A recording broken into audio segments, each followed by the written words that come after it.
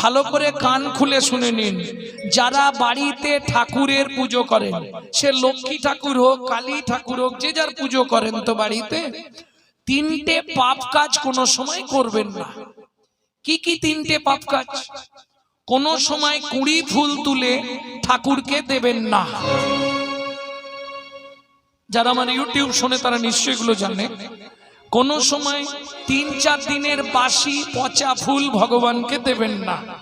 2, 3 নম্বর, যেটা আপনারা সব সময় পাপটা করেন, এটা করবেন না।